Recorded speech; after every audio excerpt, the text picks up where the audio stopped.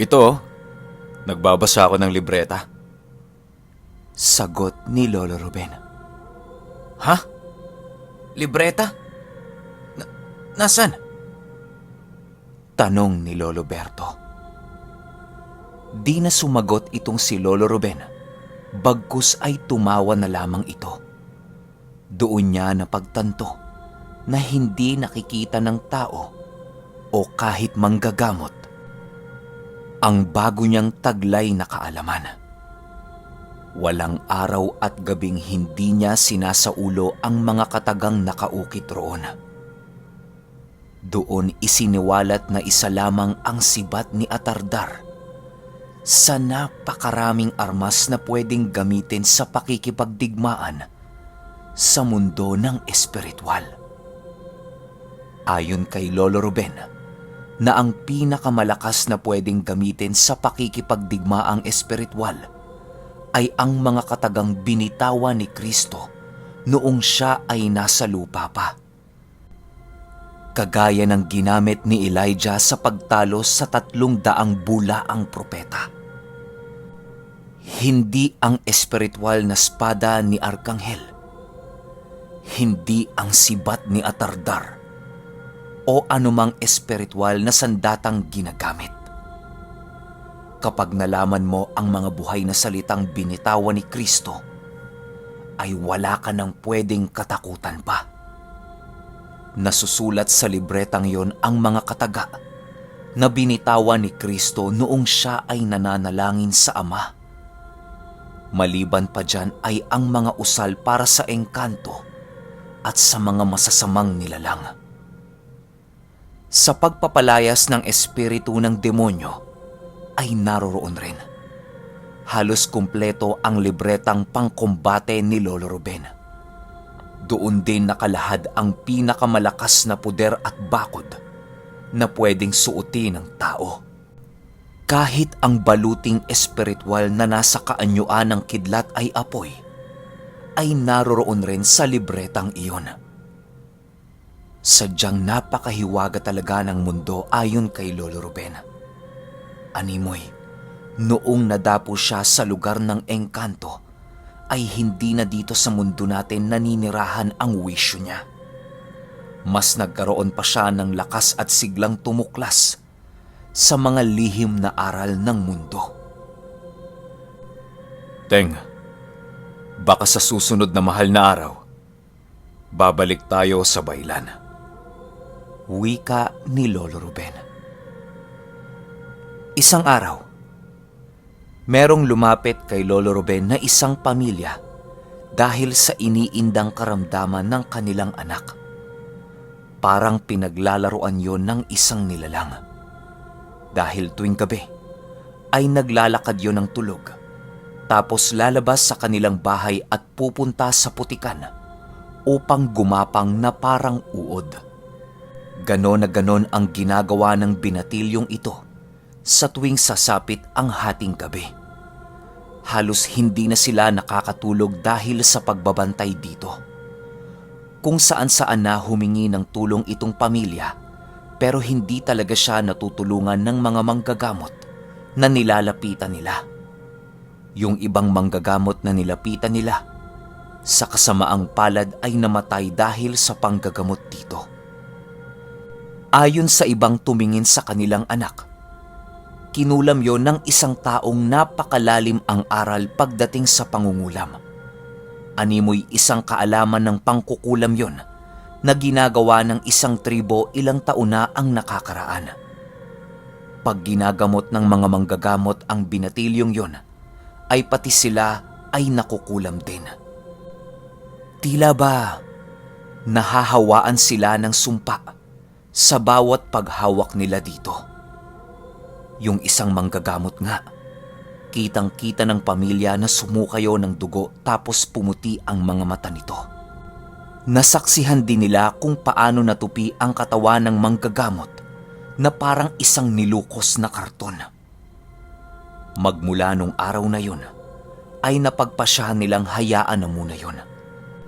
Wala na din kasing nagtatangkang magkonsulta dito dahil nga sa hindi basta-basta ang gumagawa ng sumpang yon. Nung narinig ito ni Lolo Ruben, ay hindi na siya nag-alangang tumulong pa. Sa wakas, unang pagsubok upang makita ang bisa ng bago kong kaalaman. Wika ni Lolo Ruben sa kanyang sarili. Manong Ruben, baka naman ho, pwede nyo kaming tulungan. Wika ng ama ng binata. Wala ho tayong problema dyan. Teng, Berto, sasama ba kayo? Tanong ni Lolo Ruben. O Ben, sasama kami dyan. Matapos yan ay wala na silang sinayang na oras at tinahak na nila ang daan patungong bahay ng binata. Nadatnan nila yung nakaupo at parang normal naman kung tutuusin. Doon palang pagkakita ni Lolo Ruben sa bata, ay alam niyang nasa parusang level pa lang ng kulam ang ginagawa dito. Doon ay naging panatag ang loob ni Lolo Ruben dahil alam niyang hindi pa kamatayan ang naghihintay sa binatilyong iyon. Malamang sa malamang, merong may malalim na galit dito. Maaaring inape ng batang ito ang gumawa nito sa kanya o naiinggit yon sa kanya. Boy, ano bang nangyari sa'yo? Tanong ni Lolo Ruben. Di ko po alam eh. Pero sa tuwing papatak ang gabi, merong tumutusok sa laman ko. Tapos parang binabali ang lahat ng nagdudugtungang buto ko. Nangyari lang to nung inilayo ako ng aking pamilya sa aking iniibig. Wika nito. Pinakwento naman ito ni Lolo Ruben upang malaman ang buong sanhi ng pangungulam. Ayon sa binatilyo, meron siyang isang babaeng tinutukso dati na taga-tribo. Palagi niya itong tinutukso sa tuwing magkikita sila. Isang araw, habang naglalakad itong binatilyo, nakasalubong niya itong si Renren. Sinigawan niya ito ng,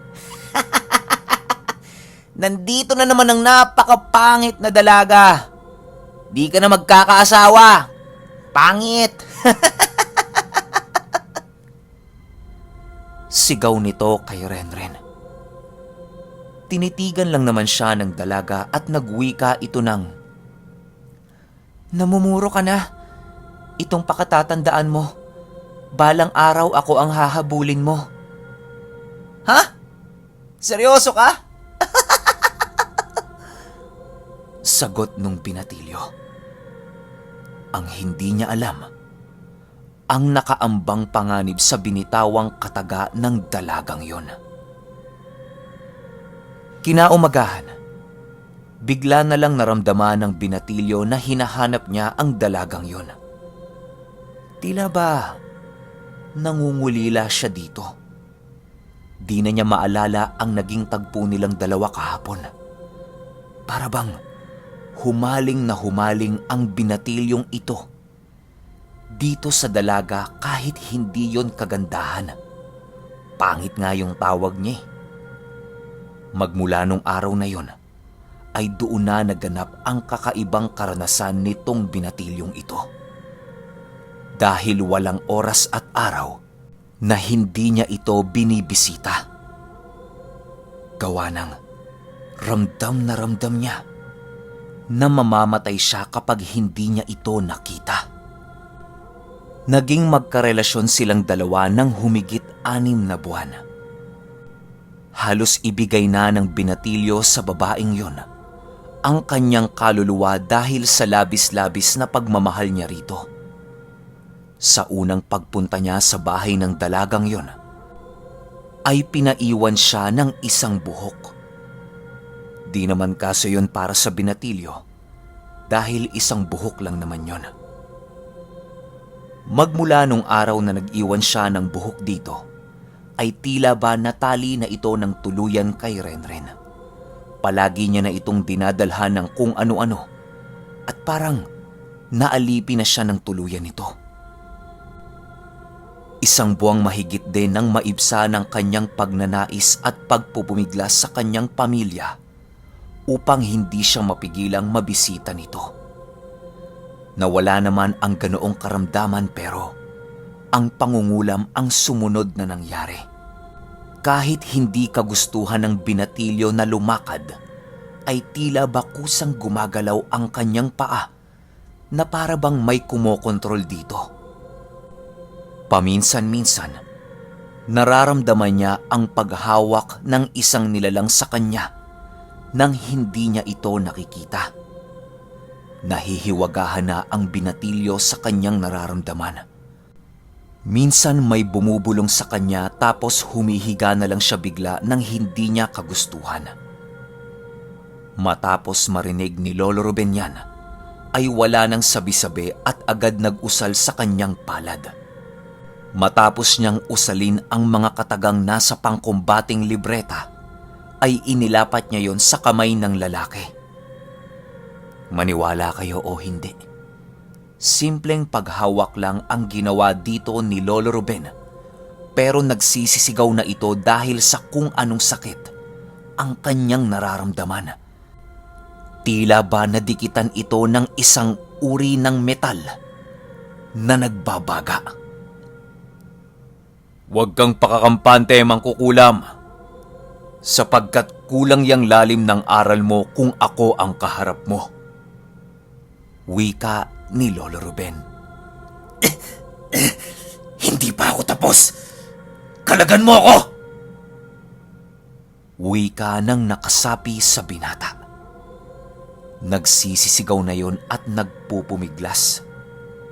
Agad namang umusal si Lolo Ruben ng pamako at binitawan niya yon sa binata. Pagkabitaw ni Lolo Ruben ay nabali ang upuan nito at nakatihaya na lang ang lalaki na tila ba nakapako sa krus sa mismong papag ng kanilang bahay. Halos mapaatras at mapasigaw ang pamilya ng binatilyo nang makita nilang nasira ang upuan, tapos parang may kung anong bagay ang nakadagan sa kanilang anak na naging sanhi upang tumihaya yon sa mismong papag nila. Nagsisisigaw na ang kanilang anak at nagpupumilit makabangon. Pero sa ginawang pagpako ni Lolo Ruben ay napakalabong mangyari yon. Huwag ka nang magpumiglas. Hindi mo alam ang aral ng pamakong ginamit ko sa iyo. Wika ni Lolo Ruben. Nagsisisigaw lang ang nilalang na nasa katauhan ng binatilyo. Tapos sila Lolo Enteng at Lolo Berto naman ay napanganga na lamang sa ginawa ni Lolo Ruben. Manghang-mangha ang lahat ng naroroon dahil sa ginagawa nitong panggagamot. Sumagot ka, mangkukulam. Gusto mo bang kitilin ko na ang buhay mo? O magsasalita ka kung papaano mo ito kinulam? Pagtatanong ni Lolo Ruben. Magsasalita na ako! Pakiusap! Huwag mo akong patayin! Renren ang pangalan ko. Dating kasintahan ng binatilyo. Wika ng nilalang. Matapos yan ay tinanggal ni Lolo Ruben ang kanyang mga binitawang buhay na salitang pamako. Nakahinga naman ng maayos ito at pinaupo nila. Sige lang, magsalita ka. Kahit anong subok mong tumakas sa katawang yan, ay napakalabong mangyari sapagkat bawat lagusan na pwedeng takasan ng iyong kaluluwa ay sinarado ko na. Wika ni Lolo Ruben. Wala nang nagawa ang mangkukulam at dito niya inilahad ang kanyang panunumpa sa binatilyo. Ayon sa mangkukulam, palagi siyang tinutukso nito na isang igorot. Dahil nga nakatira ito at ang kanyang pamilya sa isang tribo na nasa bundok. Namumuhay sila ng payapa at inuutusan lang siya ng kanyang ama at ina upang ipagbili ang kanilang ani.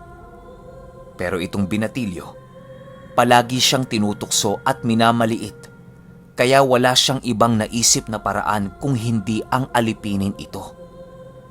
Ginayuma niya yung binatilyo gamit ang hangin na merong mga usal at mga langis na may mga ugat ng puno. Ang bisa ng kanilang gayuma ay kailangan mo lang idikit o ibuga sa gusto mong gayumahin ang langis na yon.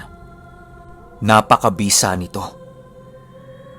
Isang araw lang at mahahalina na sa iyo ang taong pinakanais mo. Magiging alipin mo ito at susunod yon sa lahat ng kagustuhan mo. Kahit utusan mo yung magpakamatay para sa iyo, ay hindi ito magdadalawang isip. Ang buhok naman na pinaiwan ay para yon sa pulang manika upang mabantayan niya ang bawat ginagawa nito. Pagkadikit nito sa nilalang ay gagawa ng ritual ang mangkukulam upang buhayin ang manikang yon. Nangangailangan ito ng alay ng mga buhay na hayop at dugo nito. Matapos yan ay mabubuhay ang manika sa susunod na Biyernes. Dapat sa pangatlong Biyernes mo ito riritwalan upang maging mabisa at mabuhay ang manikang yon. Gagayahin nito ang lahat ng galaw ng taong nagmamay-ari ng buhok na yon, maging ang pananalita nito. Lahat ng bibitawan nitong mga kataga ay dinigyo ng nagmamay-ari ng manika. Kung meron siyang marinig na hindi kaaya-aya, ay pwede niya itong parusahan sapagkat nakadikit na ang buhay nito doon mismo sa manika. Kung sa itim na manika niya ilalagay yon, ay maaaring mapatay niya ito. Ang nais lang naman ni Renren ay turuan ito ng leksyon at wala yung balak na kitila ng buhay yung binata. Pakiusap! Ititigil ko na ang pangangambala dito. Palayain mo lang ako. Maraming umaasa sa akin sa aming tribo. Pagsusumamo ni Renren. O sige, pero bukas kailangan mong isuko ang mga gamit mo sa akin. Pumunta ka sa plaza dito sa amin upang mabigay mo yung hawak mo. Pero sa ngayon, kukuha muna ako ng parte ng kaluluwa mo bilang kasiguraduhan na hindi ka tatalikod sa napag-usapan natin. Wika ni Lolo Ruben. Agarang usal ang binitiwan ni Lolo Ruben at meron itong isinilid sa isang bote. Wala namang nakikita sila Lolo Enteng nung mga oras na yon. Matapos yan ay itinago ni Lolo Ruben ang boteng yon at pinalaya ang nakasapi dito. Hanggang sa umuwi na nga itong tatlo upang magpahinga. Halos abuti na kasi sila ng gabi doon sa bahay ng binatilyo. Pagkarating nila sa kubo, magbabandang 6:00 na. Pinatambay niya muna itong dalawa at mag-isa itong pumunta sa tanawan. Bibisitahin muna ni Lolo Ruben ang kanyang mga kaibigan. Pagkalapit ni Lolo Ruben sa tanawan, ay biglang lumitaw ang lahat ng kaibigan niya. Rinig na rinig nila Lolo Enteng ang paghahalinhinga ng mga kabayo di kalayuan sa kanila. Alam nilang mga tikbalang yon dahil sa minsan na nila itong nakita. Minsan na ding nasabi ni Lolo Ruben na kapag merong maghahalinghingang kabayo, ay siguradong tikbalang yon dahil wala dito ni isang kabayong matatagpuan. Maligayang pagbabalik, Ben. Masaya kaming masilayan kang muli. Ikinuwento na namin sa ating mga kapatid ng iba't ibang angkan ang mga nangyari sa mundo ng mga engkanto.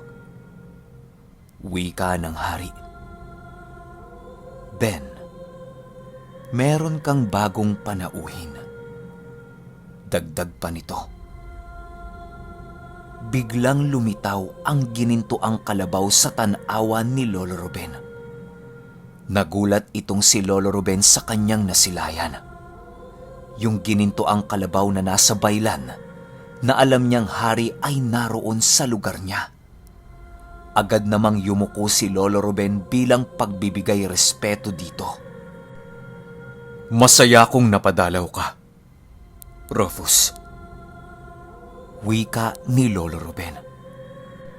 Biglang naging isang makisig na lalaki na merong nagkikinangang korona ang ginintuang kalabaw na yon. Meron din itong dalawang sungay at kasing taas ito ng isang puno. Nakatingin lang dito si Lolo Ruben habang maraming mga nilalang ang umiikot sa kanila. Napadalaw ako upang ako na mismo ang maglahad sa iyo, na magmula ng araw na ito ay magiging kaanib mo na ang mga engkantong kasangga ko sa baylan. Tawagin mo lang ako sa pamamagitan nito. Wika ni Rufus habang merong inaabot kay Lolo Ruben. Ang iniabot ni Rufus ay isang batong kristal na merong mga tumigas na buhangin na kulay kayumanggi sa loob nito at merong kalahating kulay puting buhangin. Ikinagagalak naman ni Lolo Ruben ang kanyang narinig nung mga oras na yon. Malalakas ang mga engkanto ng baylan sa kadahilan ng isa nga itong maharlikang palasyo ng mga engkanto dito sa amin. Labis-labis na lamang ang tuwa ni Lolo Ruben sa balitang yon. Matapos yan ay nakita niya ang tikbalang na sumapak kay Berto, nakasama na ng iba't ibang uri ng tikbalang nasa tanawan. Magkaisang dugo tayo, Ben. Itatak natin yan sa buhay na tanawang ito. Dagdag ni Rufus. Walang sabi-sabi ay agad hiniwa ni Lolo Ruben ng kanyang sable ang palad niya. Dumugo yun at idinikit niya sa tanawan. Ganon din ang hari ng engkanto ng baylan. Kulay berde ang dugo nito at idinikit niya yon sa dugo ni Lolo Ruben. Magmula ngayon ay magkapatid na tayo sa dugo. Dagdag ni Rufus. Sumunod na rin ang mga nilalang na nasa tanawan sa pag-iisang dugo ng mga ito. Matapos yan, ay unti-unting naglaho ang mga ito hanggang sa maging normal na sa paligid. Bumalik naman kaagad sa kubo si Lolo Ruben dahil sa naghihintay itong sila Lolo Enteng. Kaya pala hindi sumunod yun sa kanya dahil pasimpleng iniinom nitong dalawa ang tubang itinago ni Lolo Ruben. Kayo talaga ang lalakas ng pang-amoy nyo pagdating sa alak. Wika ni Lolo Ruben. Upo na, Ben, at nang makapag-umpisa na rin. Sagot ni Lolo Enteng. Naging masaya ang bawat araw at linggo na dumaan dito sa tatlo. Hanggang sa merong dumating na isang dayo na galing sa lugar ng Iloilo. Okay, alam nyo na. Ito na yung sinasabi kong aswang na galing Iloilo. Grabe, kinikilabutan ako, wala pa man din yung kwento. Alam nyo naman kapag Iloilo, di ba? Iloilo o Negros Occidental, Zamboanga, nandiyan lahat nakatira ang malalakas at matataas na antas ng mga aswang. Malalaman natin sa susunod na episode kung gaano katindi at kung gaano kabangis ang makakaharap ni Lolo Ruben na isang uri ng aswang. Kita-kits tayo sa Lolo Ruben 18 at 19. Isang bagsak din natin yon. Yun lang. Salamat.